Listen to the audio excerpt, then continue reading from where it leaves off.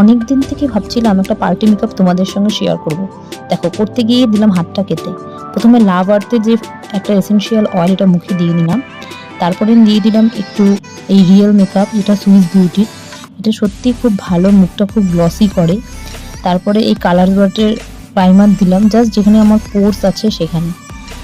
এরপরে দিয়ে দিলাম একটু কনসিলার। প্রথমে ডার্ক শেডের কনসিলার দিলাম, এবং এটা হচ্ছে ইনসাইটেরই একটা কনসিলার প্যালেট, সেটা একটু থিকনেস আনার জন্য দিলাম।